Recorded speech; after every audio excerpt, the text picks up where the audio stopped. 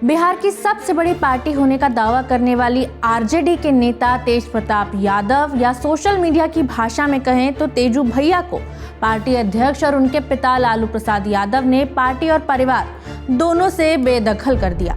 ये बात राज्य में सियासी हलकों के साथ ही सोशल मीडिया पर भी वायरल हुई और सबके मन में एक ही सवाल उपजा, लालू यादव ने ऐसा क्यों किया? ये सवाल जब कई राजद नेताओं से पूछा गया तो लगभग सभी ने एक ही जवाब दिया, जब लालू जी ने फैसला ले लिया है और तेजस्वी जी ने सहमति जता दी है तो हम क्या कह सकते हैं। हालांकि अनौपचारिक बातचीत में कई नेताओं ने इस विषय पर कई बातें बताई, जिनमें से एक टिप्पणी सबसे रोचक थी। अभी बचा जा सकता था, लालू जी बेवजह मुगले आजम बन गए हैं। तेज प्रताप यादव तो हमेशा से ही ऐसे रहे हैं जो अजीबोगरीब हरकतें करते हैं, स्वांग रचते हैं और मीडिया का ध्यान आकर्षित करते हैं। उन्होंने तो जगदा बाबू और रघुवंश बाबू जैसे दिग्गजों को भी नहीं बख्शा जो लालू जी के पुराने सहयोगी रहे हैं। लालू जी जब तब मौन रहे, लेकिन आज केवल एक मोहब्बत के सार्वजनिक इजहार पर इतना सख्त एक्शन ले लिया। हम न मीडिया को जवाब दे पा रहे हैं न पब्लिक को। ये टिप्पणी राजद के आम कार्यकर्ताओं के मन की उलझनों को दर्शाती है, लेकिन क्या ये मामला सचमुच ऐसा ही है?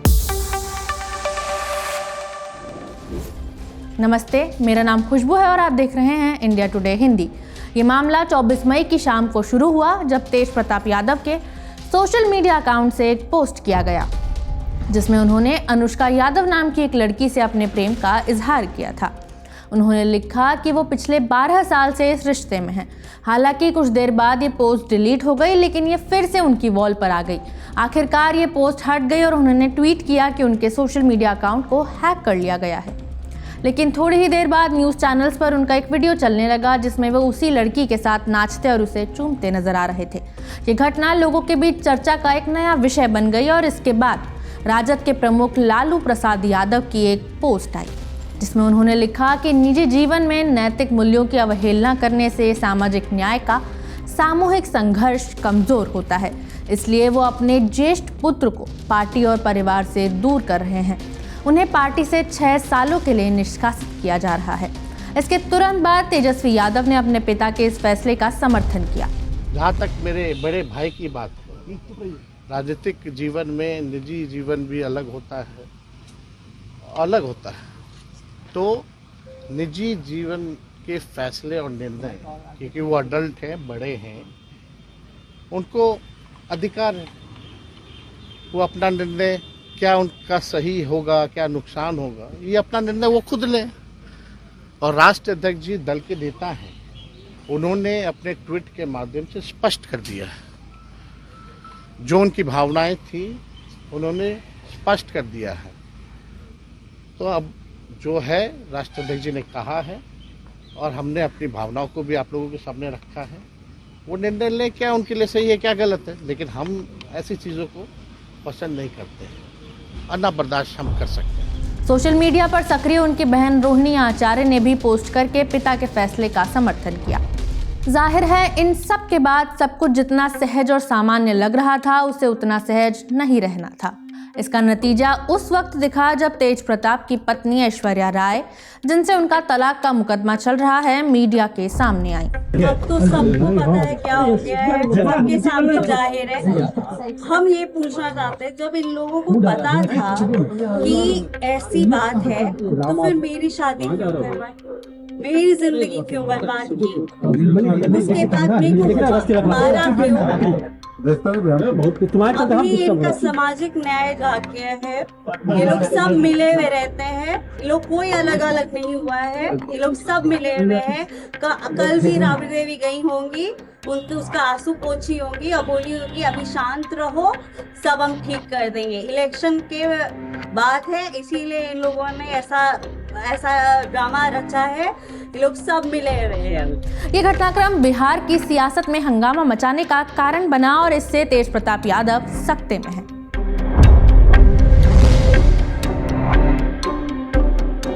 37 साल के तेज प्रताप यादव इस समय हसनपुर विधानसभा से विधायक हैं। वो 2015 में महुआ से विधायक बने और बिहार सरकार में 2 बार मंत्री रह चुके हैं। वो लालू राबड़ी की 9 संतानों में से 8वें नंबर पर हैं और अपने छोटे भाई तेजस्वी यादव से ठीक बड़े हैं।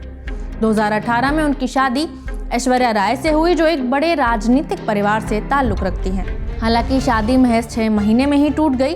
बिहार में ही रहकर महज 12वीं तक की पढ़ाई करने वाले तेज प्रताप के किरदार में कई रंग शामिल हैं।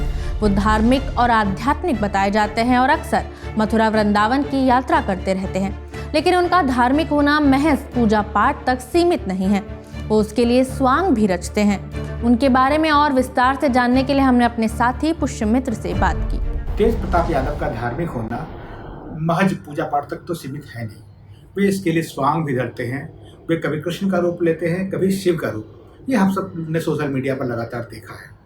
कृष्ण के रूप से उन्हें इतना प्रेम है कि जब लालू प्रसाद यादव ने अपने छोटे बेटे तेजस्वी यादव को अपना उत्तराधिकारी घोषित कर दिया, तो तेज प्रताप यादव ने खुद को यह कहकर समझा लिया कि तेजस्वी भले अर्जुन हैं, लेकिन कृष्ण तो वही हैं जो उनके सारथी हैं।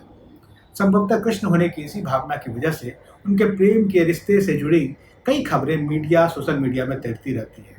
सोशल मीडिया पर वे दूसरे मसलों पर स्वांग करते भी नजर आते हैं। कभी हैंडपंप में नहाते हैं तो कभी जिलेबी छानते हैं। ऐसा लगता है कि उन्हें अटेंशन हासिल करना अच्छा लगता है। उन्होंने अपना एक ब्लॉग भी बनाया था जिसका नाम उन्होंने LR ब्लॉग रखा था। उसमें कई वीडियो भी डाले। LR ब्लॉग का मतलब है लालू राबड़ी ब्लॉग। ऐसी चर्चा है कि उनकी माँ राबड़ी देवी उनके काफ़ी करीब है।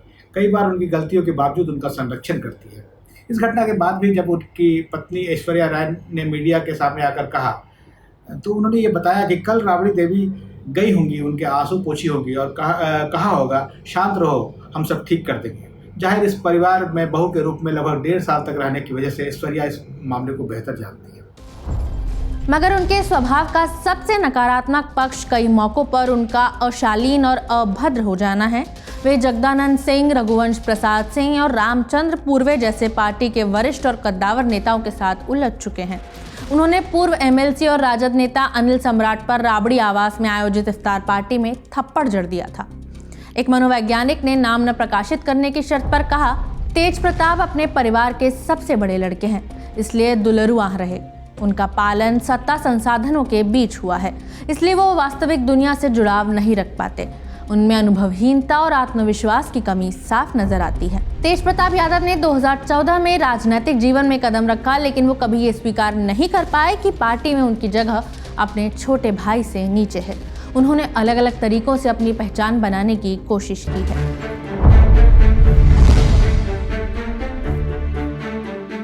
तेज प्रताप के प्रेम संबंधों के सार्वजनिक होने के बाद राजद के विरोधी नेता सक्रिय हो गए। केंद्रीय मंत्री जीतन राम मांझी ने ट्वीट किया, तेज प्रताप जब किसी के साथ रिलेशनशिप में थे तो फिर किसी लड़की की जिंदगी बर्बाद करने का अधिकार लालू परिवार को किसने दिया। राजद के इंटरनल सर्वे के मुताबिक पार्टी का वोट प्रतिशत 30 से 32% पर अटका हुआ है। ऐसे में लालू यादव ने अपने बेटे को पार्टी से निकालकर अनुशासनहीनता के खिलाफ सख्त संदेश देने का प्रयास किया है। इस मामले में एक और दिलचस्प पहलू ये है कि तेज प्रताप के करीबी लोग इसे हनी ट्रैप का मामला बताने में जुटे हुए हैं। तेज प्रताप के करीबी व्यक्ति ने बताया, तेज प्रताप का सोशल मीडिया अकाउंट 2 अलग अलग मोबाइल में लॉगिन रहता है। इस घटना के बाद ऐश्वर्या राय ने मीडिया के सामने आकर सवाल उठाया, मेरा सामाजिक न्याय कब होगा? ये दर्शाता है कि ऐश्वर्या इस मुद्दे को आगे बढ़ाने की कोशिश कर रहे हैं। ये पूरा प्रकरण राजनीतिक फायदों के लिए प्रेम, शादी का रिश्ता और आपसी संबंधों के इस्तेमाल करने का है। पहले तेज प्रताप और ऐश्वर्या की शादी राजनीतिक वजहों से कराई गई, जिसका नतीजा ये निकला कि शादी टूट गई। फिर ऐश्वर्या के पिता और उनकी पार्टी ने तब भी अपनी बेटी की परेशानियों का राजनीतिक फ़ायदा उठाने की कोशिश की, अब भी कर रहे हैं। उधर वह लड़की जिसका नाम तेज प्रताप के साथ आ रहा है, वह भी अपने भाई के राजनीतिक फ़ायदे के लिए इस्तेमाल हो रही है। इन सभी मामलों में पारिवारिक नैतिकता का सहारा लेकर अभिभावक अपने बच्चों का इस्तेमाल कर रहे हैं। और हैरत की बात है कि नई पीढ़ी के ये युवा इस बात का खुलकर विरोध भी नहीं कर पा रहे हैं। तेज प्रताप चुपचाप पिता का आदेश बर्दाश्त कर रहे हैं। ऐश्वर्या अपने दुखों को लेकर मुखर हो रही है और इस्तेमाल हो रही है। और वो तीसरी लड़की जिसका नाम बार बार आ रहा है, वो गायब है। ये पूरा मसला पितृसत्ता का है। मेरा मानना है कि पितृसत्ता के इस मामले में जो आज भी राजनीति को निर्देशित करता है, और यहाँ महिलाएं आज भी उपकरण हैं, चाहे वह राबड़ी देवी ही क्यों हो। इस मामले के राजनीतिक पक्ष पर टिप्पणी करते हुए टाटा सामाजिक विज्ञान संस्था के पूर्व प्राध्यापक पुष्पेंद्र कहते हैं, मेरे ख्याल से यह डिसीजन इन वेटिंग था। दरअसल कई वजहों से पार्टी और परिवार तेज प्रताप की गलतियों को बर्दाश्त कर रहा था। तेज प्रताप कार्यकर्ताओं और वरिष्ठ नेताओं के साथ अभद्र व्यवहार करते थे। वे कभी यह स्वीकार नहीं कर पाए कि उनके छोटे भाई तेजस्वी ही अब लालू के उत्तराधिकारी और पार्टी प्रमुख हैं। वे पार्टी को नुकसान में डालने की धमकियां भी प्रत्यक्ष और परोक्ष रूप से दिया करते थे। इससे आम लोगों में पार्टी की छवि खराब हो रही थी। लगता है कि लालू को ऐसे मौके की तलाश थी कि जब तेज प्रताप को हटाया जाए तो उन्हें पार्टी तोड़ने का मौका न मिले और सत्तारूढ़ गठबंधन इसका नकारात्मक इस्तेमाल न कर सके। पार्टी और परिवार से बेदखल किए जाने के बाद तेज प्रताप यादव ने 1 जून को 2 ट्वीट किए। एक अपने माता पिता यानी राबड़ी देवी और लालू यादव के लिए और दूसरा अपने भाई तेजस्वी यादव के लिए। दोनों ही ट्वीट में उन्होंने माता पिता और अपने भाई से भावनात्मक जुड़ाव की बात लिखी और पार्टी में कुछ जयचंद जैसे लोग होने की बात बताई जो फूट डालने में लगे हुए हैं। अब ये जयचंद कौन है, इसके बारे में बिहार से हमारे साथी पुष्यमित्र ने बताया। तेज प्रताप यादव किसे जयचंद कहकर संबोधित कर रहे हैं ये तो वही जाने, लेकिन उनके करीबी लोग निजी बातचीत में कहते हैं, बहुत जोर देकर वो लोग कहते हैं कि जयचंद दरअसल तेजस्वी यादव के करीबी संजय यादव है। तेज प्रताप यादव के करीबी चाहते हैं कि मीडिया में संजय यादव का नाम आए, जो 2013 के बाद से लगातार लालू राबड़ी परिवार और राजद में महत्वपूर्ण होते चले गए हैं। उनकी लॉयल्टी सिर्फ तेजस्वी यादव के प्रति है। उनके करीबी लोग कहते हैं दरअसल तेज प्रताप यादव को लगता है संजय यादव के सक्रिय होने की वजह से वे लालू के उत्तराधिकारी नहीं बन पाए और लगातार पार्टी और परिवार में हाशिए पर जा रहे हैं, जबकि तेजस्वी यादव की पकड़ पार्टी और परिवार में महत्वपूर्ण होती जा रही है। तेज प्रताप ने 2021 में एक पोस्ट में लिखा भी था कि जिस प्रवासी सलाहकार के इशारे पर पार्टी चल रही है वो हरियाणा में अपने परिवार से किसी को सरपंच भी नहीं बनवा सकता है। वो खाक मेरे अर्जुन को मुख्यमंत्री बनाएगा। वो प्रवासी सलाहकार सिर्फ लालू परिवार और राजद में मतभेद पैदा कर सकता है। जाहिर है उनका इशारा साफ था। तेज प्रताप यादव के इस विवाद ने न केवल परिवार के भीतर के रिश्तों को उजागर किया है, बल्कि ये भी दर्शाया है कि कैसे राजनीतिक लाभ के लिए व्यक्तिगत संबंधों का उपयोग किया जाता है। तेज प्रताप का मामला बिहार की राजनीति में एक महत्वपूर्ण मोड़ है। ये न केवल व्यक्तिगत विवाद है, बल्कि ये राजनीति, परिवार की नैतिकता और सामाजिक धाराओं के आपसी संबंधों का भी एक उदाहरण है। अब आने वाले बिहार चुनाव में ये मामला क्या आरजेडी के पक्ष में होगा या उसके उलट नजर आएगा? आपकी राय आप हमें कमेंट बॉक्स में जरूर बता सकते हैं। वीडियो में इतना ही, शुक्रिया।